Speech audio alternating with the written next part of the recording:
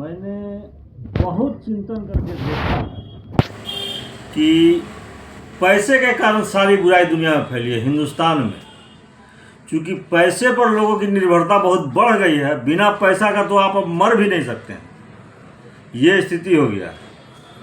तो मुख्य कारण बुराई फैलने का हमको पैसा ही लगता है। तो हमको जितना दिमाग है मोटा ही दिमाग है, लेकिन उससे हम बहुत चिंतन किए।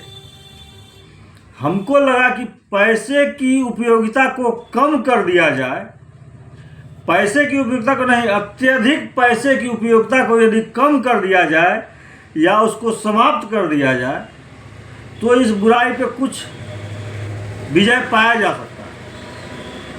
मतलब मेरा कहने का मतलब ये है कि भारत में सिर्फ 5% लोगों के पास देश का 90% पैसा है। मान लीजिए उदाहरण, आजकल तो सब जगह अडानी अंबानी का चर्चा ही चलता है। अंबानी है, अडानी है, इन्हीं के पास इतना पैसा है। इसके ऐसा और इससे छोटे स्तर के बहुत से कुछ लोग हैं जो देश का आबादी 140 करोड़ है। 140 करोड़ का यदि 5% निकालिएगा तो 5 करोड़, अब 5 चौके 20, 2 करोड़, मैंने 7 करोड़ आदमी के पास। लेकिन 7 करोड़ आदमी भी हमको लगता नहीं है, मुश्किल से 1 करोड़ आदमी होगा, 1% आदमी होगा जिसके पास इतना पैसा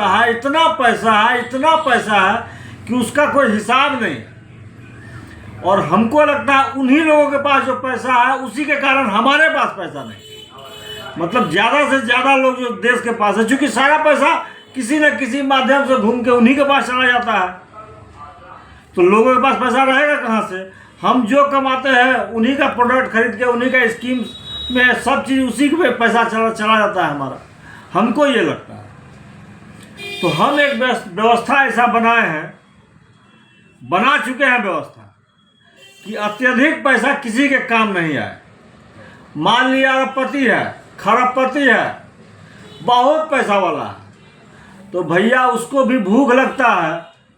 तो खाना एक के हाथ से न खाता है कि खाना दोनों हाथ से खाता है। बहुत भूख लगेगा तो कोई भी आदमी दुनिया में दोनों हाथ से थोड़े खाता है, एक के हाथ से खाता है। तो बहुत अरबपति खरबपति है, उसको भी रहने के लिए घर एक ही को चाहिए।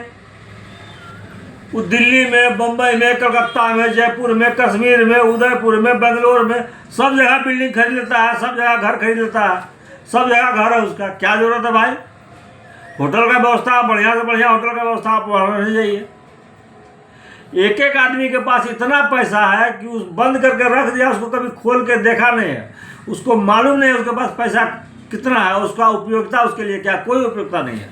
बिना मतलब उसको साधन हो गया है कि उसके पास पैसा पहुंच रहा है, उस शेयर ले लिया है या ऐसा कोई काम कर लिया है या रियल एस्टेट का काम कर लिया है या ज़मीन का दलाली कर लिया है, ऐसा काम कर लिया है या ब्रोकर का काम कर लिया है कि सारा पैसा उसके पास इतना पहुंच रहा है कि उसका उपयोगिता उसके पास नहीं है। तो हम सोचे कि इस पैसा की इस उपयोगिता को ख़त्म कर दें। एक आदमी है, एक ही घर बना सकता है। तुमको एक आदमी है, सरकार का नियम है, एक आदमी 10 एकड़ या 15 एकड़ या 16 एकड़ ज़मीन खरीद सकता है, उतना ही ज़मीन तुम खरीद सकते हो। तो इस प्रकार का कुछ योजना हम ऐसा बना के रखे हैं, जब हमको पावर मिलेगा तब उसको लागू करेंगे। और लागू करेंगे तो वही पैसा सब लोगों के पास धीरे धीरे चला जाएगा, सबका दुख कम हो जाएगा। हम इस पर बहुत रिसर्च करके हम ऐसा व्यवस्था बना चुके हैं और ये होगा, ये हम कर सकते हैं।